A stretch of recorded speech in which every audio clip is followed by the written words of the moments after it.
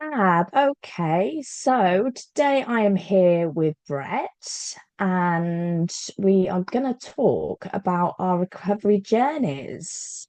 So, it's about yourself, Brett. Yeah, thanks, Emma. So my name's Brett.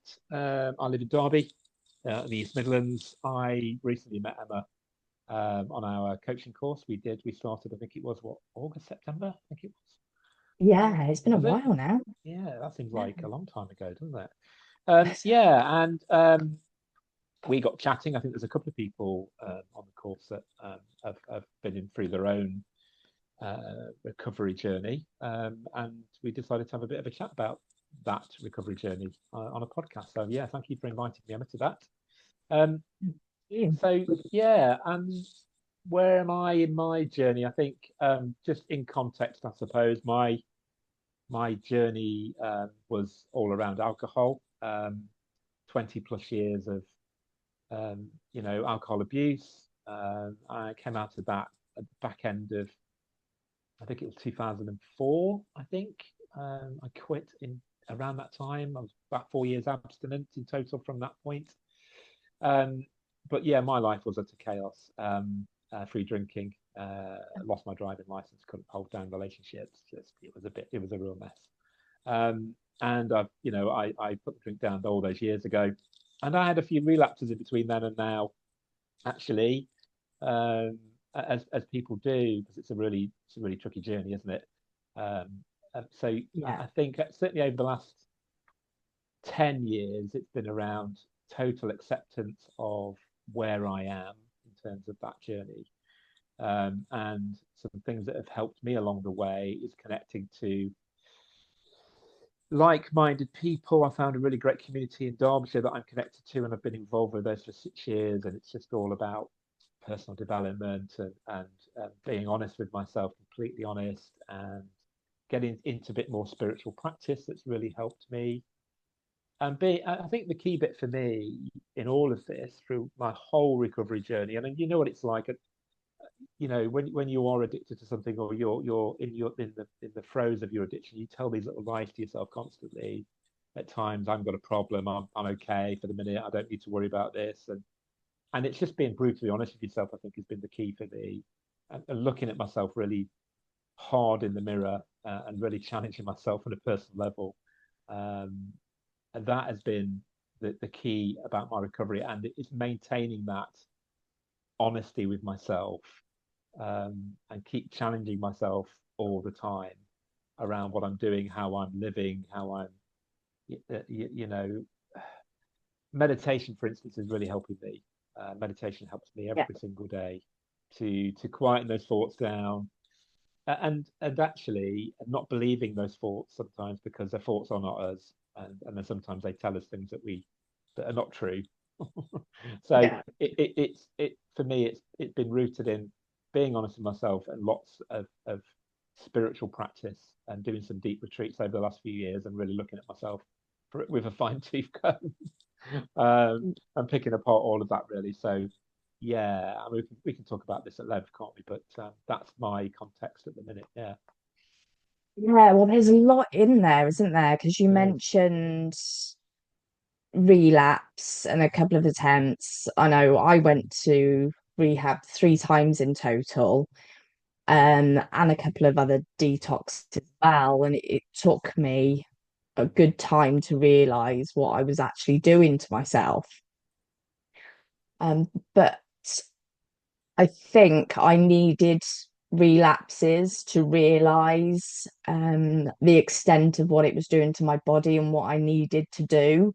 Mm, I think if I hadn't have had those relapses, I wouldn't have been able to get so deep into my recovery.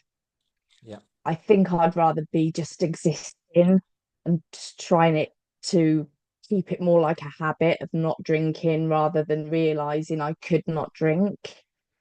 So, yeah. And you also said about the mindfulness. And I know it takes some people a lot of practice, and when you're first in recovery, your mind and your thoughts yeah, just non-stop. aren't they? I mean, Yeah, yeah, yeah, yeah, when I got into recovery, that was one of my worst things, just to quiet my mind down and stop all those thoughts whirling around all the time. So, yeah. did it take you long to get into Oh, yeah, yeah. uh, A long time. Yeah.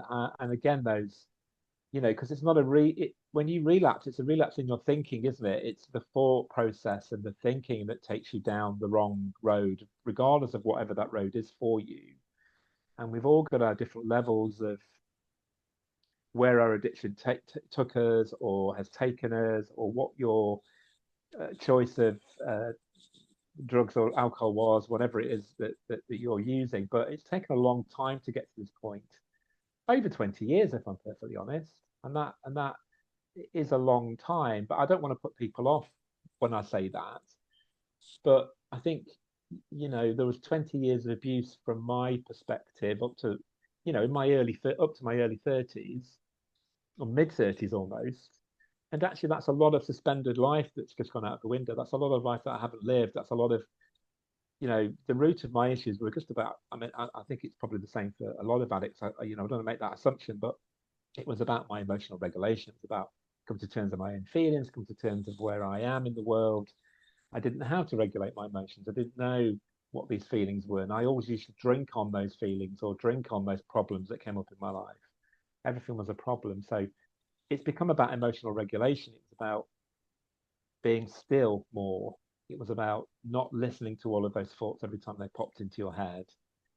Because again, the thoughts are not us, and sometimes they tell us things that are not true. So, and it's taken a lot of time. And I think the biggest challenge for me has always been to sit with myself in silence or in nature, because nature is that is my real kind of foundation of where I have healed more than anywhere, is yeah. sitting in nature for hours on end, and just listening. I do a lot of bird spotting, or birding, if you like, and spend a lot of time in nature reserves. But that is my way of healing. I had a lot of healing to do, and I think everyone in recovery has healing to do, and it's about finding your own healing. So I found mine in nature. But the key bit for me was, and this is really challenging for a lot of people, even if you're not addicted to something, sitting with yourself and sitting with your own thoughts and getting to like yourself, um, and getting to enjoy your own company. I think is a real key to this whole recovery business. I think,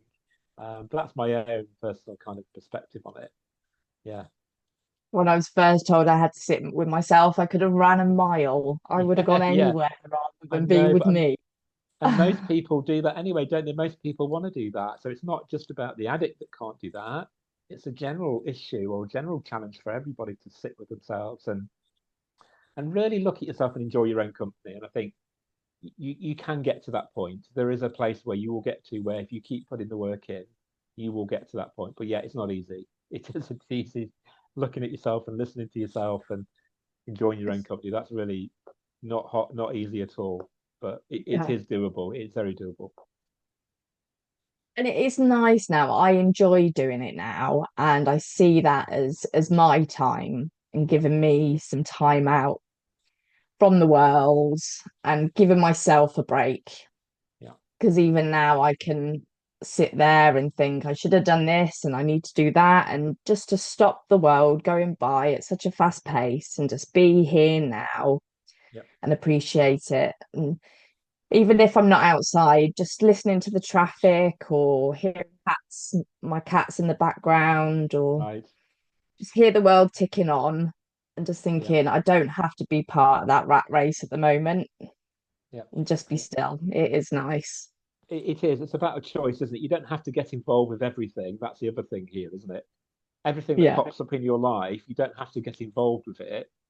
And there's that whole FOMO thing as well. That there was times where I was fearing of missing out on something. There was always something going on, and I wanted to be involved. And actually, you can't sustain that. It's impossible. You can't do it. You've got to. There's a balance to it all. You can't do everything. You have to kind of really find out what it is you want to do and do that instead of trying to do everything. Because I think part of my challenge was also that, and I'm sure it's the same for a lot of people, that I wanted to keep myself busy all the time, and keep doing things and getting involved with that over there. I couldn't say no at all. It was always I was always going to say yes to everything, and that would get me overwhelmed and stressed, and then that would lead to another problem, and then so it was that kind of constant chasing things. And then you'd get to a point where you'd be overwhelmed, and then you'd go and have a drink or whatever you'd need to do to calm that down, and that was it. Yeah. And it had only calmed it down for a very short period, so you were getting nothing from it apart from instant relief, and then it would just carry on again. Um, Yeah. and it was literally just about stopping. It literally is just about stopping. And sometimes you have to make solid plans to stop gradually, or something will stop you, whether it's an illness or whether something happens, and then you may be forced to stop.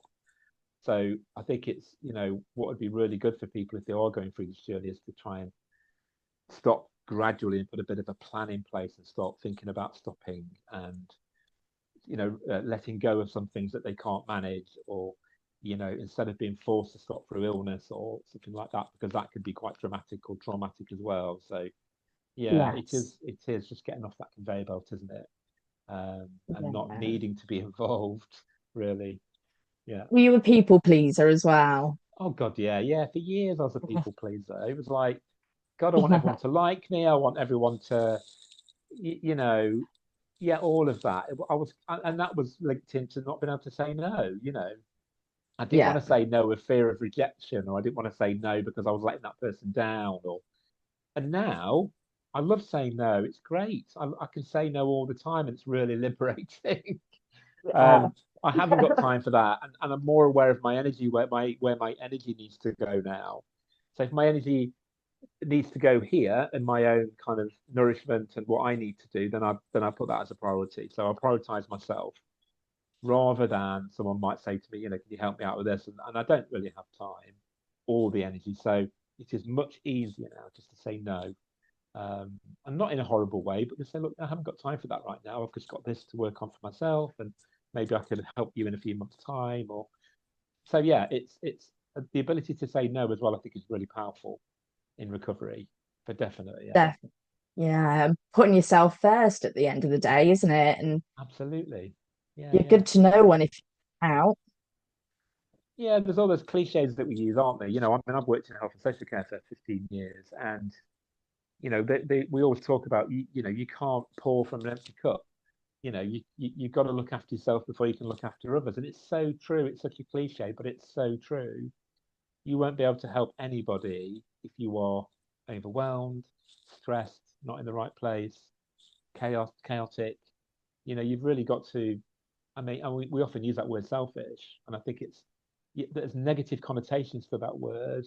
I think you're brought up as a child and called selfish by various people in maybe in the family system or friends or school, but actually, there's nothing wrong with being selfish. There's nothing wrong with putting time aside for yourself to look after yourself and make sure you're in the right place and firing on all of those cylinders before you go out there into the world and do what you need to do. So yeah, it's all about being, Completely. yeah, Yeah. just looking after yourself, just reframing that as well around, doesn't have to be selfish, just reframing it in terms of self-care, nourishing for yourself, and taking care of yourself. So yeah, I think words are really important too.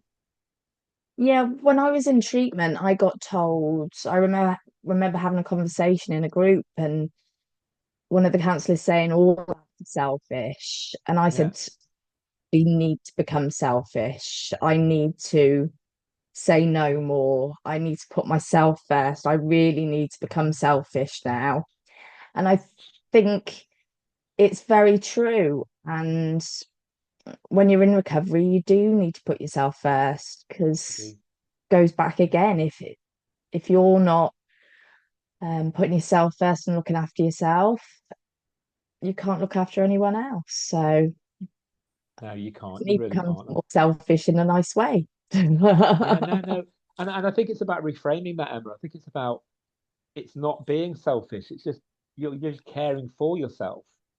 You are looking after yourself. You are taking time out to prioritize you in order to do the work that you want to do. I mean, most of us are doing work where we're helping others. And it's like the recent coaching course. If you don't resource yourself enough, you won't be able to coach someone. So if you Yeah. turn up at a session where you're stressed and rushed and you're not feeling great and you're overwhelmed, that's going to come across to that person you're coaching. And then therefore you've lost that person, you've lost the client then. You can't coach them because you're all over the place. So it is about, for me, a really big point here is that you really have to look after yourself. And whatever that is for you, then make that a priority just to make sure that you're in the right place at the right time in order to support that person. So yeah, you've got to show up in the right way, and if you're not looking after yourself, then you don't show up in the right way. Um, so yeah, it's really important. And I think reframing that word, I think get rid of that word, banish that word completely, I'm and trying to think just of new words. yeah. I mean, self-care has been used a lot at the minute, isn't it? It's a real buzzwords at the minute, and I think that it is really important self-care. Um, but there are plenty of words. I mean, I like nourishing myself or investing Like in that. myself. Actually, if I do something that I love doing, it's Yeah. an investment. So if I love going out to nature reserves, which I do, and I'm going to one on Sunday, I'm investing in myself by going to walk around that nature reserve for a few hours. Yeah. It's an investment in me because that's what I enjoy doing. So I look at things as investments now for me, and I I enjoy like that. photography. So I brought a camera, so I'm investing. Yeah, better than I think selfish, isn't that's it? really, really It's good. better. Yeah. Yeah, it's not a nice word. It's not a No. nice word. We're taught it's not a nice word, aren't we? Don't we? But invest, I like that. Hmm. I think people get lost with the word self-care as well, and it's not just about, you know, brushing your teeth and Yeah. Yeah. eating the right diet, or, it's self-care involves everything on a spiritual Yeah. level. Yeah. Sleep. Sleep, Sleep very is an important. absolute foundation, isn't it, of self-care or nourishing or investment. So we know that. Well, I know. I mean, we are. I think we all know, really, that sleeping is the absolute foundation of everything. And I can tell you a few things that I've done over the last 3 months actually that I've been experimenting with. Probably more than 3 months actually. So I've been getting on average for the last 3 months about 8 hours sleep every night, unbroken, not broken at all.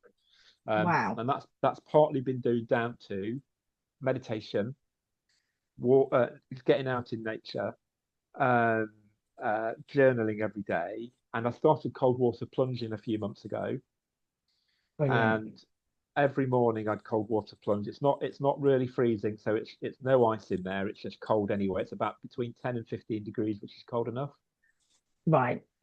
So I've got into my routine of daily practice of stretching in the morning, journaling, meditation, and cold water plunging, and that's dropped my stress levels right down.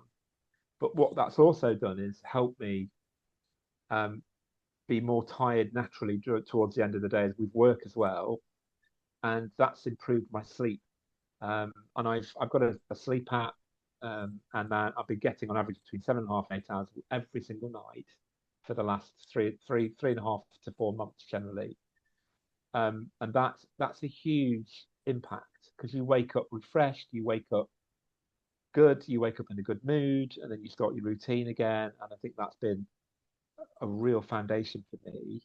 Um, and sleep, I just think sleep is just so underrated. It just needs to be, if you can get your sleep right, that's like 90% of getting things right, I think.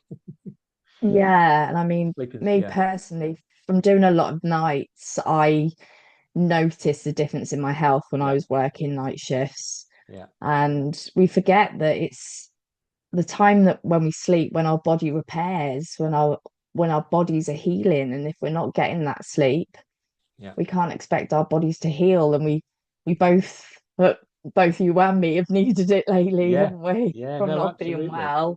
Yeah, Um, it's the one thing you need, and I gave myself permission not to feel guilty for being in bed and resting, yeah, because there's no point trying to work and getting nowhere and making mistakes yeah, when your body is telling you obviously it needs that rest. So yeah.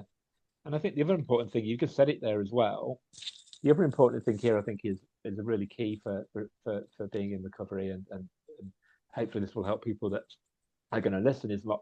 So there's two things here. You can listen to what your mind is telling you, or you can listen to what your body's telling you. And I think it's more important that we listen to our bodies over what our thoughts are telling us, because actually your body is always right. If there's something not quite right, it will tell you. And quite more often than not, we tend to go, oh, well, it's just a niggle. I'll just push through it. I'll work through it. I'll keep on working, or I'll keep on pushing myself through it, when actually that can cause more problems. So, and your mind might be saying, oh, no, no, you might be feeling a bit rough, but go out for that 10-mile run. Don't worry about it. You'll be okay. And actually, I've stopped listening to that. I listen to my body. Yeah. And a recent example for me was I've started running this year, actually, in January, February time. And about 7 or 8 weeks ago, I started getting a real sharp pain in my groin, actually, and I've had to stop running, and it's been a real blow. And I went for a physio because my body told me that this was going on, so I stopped immediately. And I went to see a physio, and she did all the tests and said, I think it might be a stress fracture. I went, oh God, bloody hell. And I could have gone down bloody rabbit hole with that and got all doom and gloom, but thought, no, it's just information. I need to do something with that information. So I went to physio, and she said, yeah, I think it's a stress fracture. I got the X-ray results back today, actually, after a couple of weeks, and it's actually osteoarthritis in my pelvis. Right. And and I think it's just overuse of my joints. I've been very active throughout my life, but the body stopped me doing that. I mean, I could have gone, oh well, I'll just work through it, I'll push through it, and don't worry about it, Brett, I'll be all right. It's just a niggle. But actually, the body told me to stop, and I listened to that, and I think I'm so much better at that now, rather than listen to what the narrative is going on in my head. Yeah. Whilst it is a bit of a blow, I can still run with osteoarthritis. I can still climb. It doesn't stop me from doing exercise, because actually exercise is good for osteoarthritis as long as you're careful and you're eating well. Um, so I'm not a medical person, by the way, so I'm not a doctor, but Yeah. I've been told that by the GP today. Um, so yeah, it's listen to the body. So there's another good tip I would put out there for people is listen to what your body's saying rather than listen to what your thoughts or your narrative in This your will head is tell you saying. anything. Yeah, it will tell you anything, and we know as recovering addicts or people in recovery that we can't always believe that, because it doesn't always tell us what we want to know. Well, it tells us what we think we want to know. Yeah. Yeah, yeah. Oh So yeah, no, listen to the fair body play is the to key you. message. Yeah, I really like that. And it reminded me, I was talking to somebody the other day and we were talking about how life isn't all roses when you're in recovery. And some days, I think I'm going back to that, giving myself permission. And I used to be so groggy and grumpy in the mornings Yeah, when I didn't need to be. And but now I feel if I'm having a bad day, I just acknowledge it and then carry on with my day instead of sitting in that doom and gloom. yeah, I just give my yeah, permission myself permission to feel it instead of going within and acting with it. yeah, So I think yeah, especially with alcoholics, we go very much like this, don't we? Good day, bad day. And I know it yeah, smooths out over time. And so if I have a bad day, I just think, acknowledge tomorrow will be a better day. And if tomorrow isn't a better day, it doesn't matter because it will still pass. yeah. It's all very temporary, isn't it? And I think going back into my days where anything external in the world happened, it'd be all doom and gloom, and I'd react to it, and I'd get all emotional and all upset or whatever. And then it's just an excuse to kind of, or a reason to go and have that drink, or a reason to go off the rails, or a reason to do that. So that cycle and that pattern that we have, that whatever happens in the external world, we're going to react to it. When actually we don't need to react to anything in the external world. No. So it doesn't matter what that is. So another good tip here, I suppose, recently is like, I don't watch the news anymore, because it's all pretty doom and gloom, and we don't Yeah. have to listen to that news, and we don't have to react to it.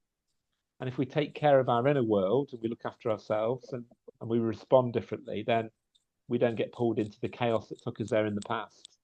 Um, so yeah, it's really important, isn't it? react to everything that's going on in our lives. We don't need to. And we have bad days. We're humans. We make mistakes. You never, life's not a linear journey. Things don't, things that we don't live in some kind of fantasy film every day. Um, Yeah. so things can be tricky, and you have difficult conversations, or something happens, and that's fine. It's life. We're human, and I think a lot of us have disconnected from the fact we're human. I think not just addicts, but people in general have disconnected from what it is to be human, and being human is quite tough at times. Um, Yeah, and I think a lot is thrown at people when they first get in recovery. You've got yeah, to do this, you've got to do that, yeah, and you should be doing meditation and eating right, and don't do this or don't go there because it will be a trigger. And there's so much information and there's so much stress, and it is really hard work. And things like watching the news and surrounding yourself in negative people, all these yeah, things are going to really affect you. I yeah, mean, I don't watch the news anymore either. When I go and visit my stepdad, he tells me all about it, and that's all I need to know. yeah, yeah, yeah, yeah, yeah, yeah, Um, but yeah, again, negative people, negative things, the social media. We could yeah. go on forever probably We on could, those, could we? yeah, And and again, being go on, aware. yeah, being aware of that, yeah. And I think in the early days, you have to be. It's harder, I think, in the early days because that was your community, or those are the people that you were with, or that was the life that you were leading. But when you make that decision to stop whatever you were doing, you are transforming and you're changing something. So therefore, your environment or your external world has to change a little bit. And it's gradual steps, that one, because that's a huge one. Because quite more often than not, I remember my early thoughts were, "Oh God, I'm not gonna see all these people anymore. I'm not gonna be able to go to the pub anymore. I'm gonna lose all of this." It was all about loss. I was always thinking, I'm gonna lose, gonna lose, gonna lose, gonna lose. I wasn't thinking at that point what I'm going to gain, because you don't in them early days. You don't think, what am I going to get from this? You think, what am I going to lose? But Yeah. that mindset's really hard, and it takes a long time to get into that mindset of, well, I'm going to get better. I'm not going to drink anymore. My life's not going to be chaotic. You don't think like that in the early days, but that does improve over time. You do think, well, actually, I never wake up with a hangover anymore, ever. That's brilliant. Hangovers are hideous. Your whole day was written off, or your whole weekend was written off, or whatever. But I never wake up with a hangover. That's an absolute blessing now. Um, Yeah. do you know what I mean? But those little things you don't think about in your early days. It's you just struggle to get through because you're trying to cope without that mechanism or that coping strategy, and then you have to find new coping strategies, and that takes time and discipline and hard work, but it does get easier. It absolutely does get easier over time. Yeah, but finding new things to do, finding new ways of loving yourself, finding new ways of entertaining yourself, whatever that is, but it does take time. And that was I think they're really hard lessons in the early days. Definitely. And I think a lot of people don't realize both in and out of recovery, actually, when you give up any substance, that is actually a loss. Yeah, And you are grieving the loss of that substance. And if it yeah, is destroying your life and you don't want it anymore, as you said, it was that was a coping mechanism. And now you've lost that and you need to learn new ones. So at first in recovery, you are going to be grieving and you might not be sure why. So that self-care is extra important, I think. yeah. Grief's a big one, isn't it? Actually, grief's huge in this because we grieve a lot. Actually, we don't realize it in life. We lose people, we lose jobs, we lose identity. Whatever that is, there's a grief that's attached to that. Actually, like you said, it's so true. And you are grieving something. You're losing something that you've had in your life for 20 years, 10 years, however long it is, and it formed a big part of your life. Mm. And that is a huge loss to deal with. But you do have to gradually replace it and come to terms with that loss over time, and kind of lean into that. It's really difficult, but it's accepting that loss as well.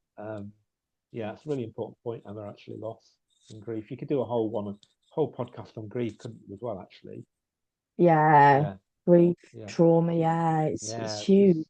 Yeah, But I think, as you said, the rewards are massive Yeah, and yeah, just huge. They say, don't they, discover the world, the life of your wildest dreams, you know. It's not easy at the start, and a lot of people think, what's this rubbish that people are talking about? yeah, yeah, yeah, But now I can go on holiday and remember the beautiful times of the sunsets, yeah, and I can go to weddings or do courses and remember what I've actually learned. yeah, Have a phone yeah, call with people and remember it the following day. yeah. Memories, yeah, memories that I feel that I will never get back. Actually, there are times in my life when I look back and go, I've got no idea what I was doing, got no idea where I was, got no idea who I was speaking to, got no idea what I got up to. And there's quite a lot of that blackout that happened to me in the early days and towards the back end of the days I was drinking that I would not remember anything. I have all weekends where I hadn't got a clue where I'd been, and that will never, I'll never get that back. Yeah. And that sometimes that does come up every now and again, actually. And I think as your recovery progresses, those things do dissipate or do disappear over time. But every now and again, something might creep in and go, oh God, God, what was I doing then? I've got no idea. Um, and but then what you have got, then you've got this life in front of you that you're building, whatever that life is for you. And like you said, I remember when I first stopped drinking, I remember just hearing the birds and looking up at the trees and looking at the top of the buildings, things I hadn't noticed for years because I was just in this world of addiction and just caught up in myself and all of that chaotic lifestyle. And then suddenly started realizing, oh God, there's so many things around me. There's a wonderful, I just live in a wonderful place. Yeah. Um, Noticing everyday normal things that became that were normal, basically. Yeah, normal things. It's wonderful to see. You can see the smile, you can Yeah, see how much it means. It's such a beautiful yeah, thing to see on you and to know that it does exist in the world. When you're in addiction, it's still there, it does. but you're Yeah, just yet to find it. So absolutely. And my message to everybody out there who may be struggling with that is that you can find it. You can do that. It is possible. It's hard work, but it is possible. Um, and it gets easier over time. It really does if you continue doing what you need to do, looking after yourself, and develop a plan, whatever that plan is. In the early days, it could be just looking after yourself more, or connecting with people around you more. There's that thing about community, isn't there? People around you, you're going to heal quicker if you've got a community around you.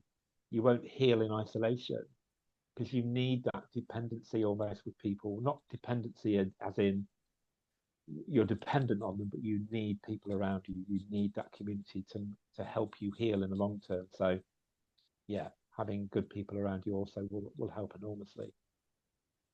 very much so, yeah. Mm. Community is massive in recovery, Yeah, isn't it? And it is.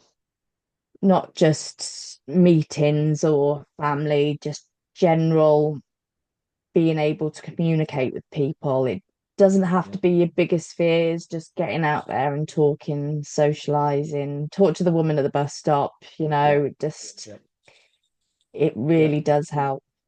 yeah. Speak to your neighbour, whatever that is.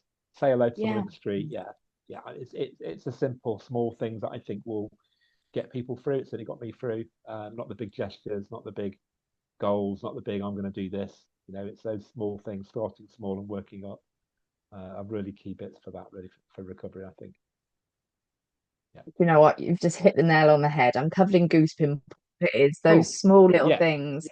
And you can Yeah. feel so proud of yourself when you've done Yeah. that. If you just said hello to the neighbor and you haven't for, Yeah. however long, it's to build yourself up. I think that is an excellent place for people to start. Yeah. No, absolutely. The small things, small steps, one day at a time. AA is one day at a time, isn't it? I mean, not everyone gets on with AA or agrees with AA, but it's a recovery journey. It's a modality or it's a method of getting sober, and it works for lots of people. And that one day at a time is so true. you know, Yeah. just one day, keep it in that day. What are you going to do today to look after yourself? What can you do today aid your recovery. Don't think about tomorrow because it doesn't exist yet. Um, think Yeah. about today. Just keep it in the day if you can. I think is probably the best bit of advice I can give to anybody.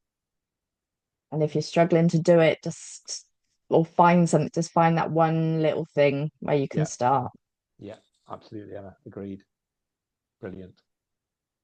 Absolutely perfect. Well, I think that's the perfect point just to say thank you very much, Brett. That was just Yeah, a lovely chat with some really helpful stuff in there. And as you yeah, said, the different areas of addiction, I think we could have gone on all night probably, but yeah, yeah. No, absolutely. Thanks for inviting me, Emma. It's been really great to chat and catch up with you and talk about this stuff. It's really important. And yeah, there are many things we could talk about. Trauma, all of that stuff. It could be you can dedicate a whole podcast to this, couldn't you? So yeah, thank you so much. brilliant. Thanks, Cool. Brett. Take it easy. See you later. Bye.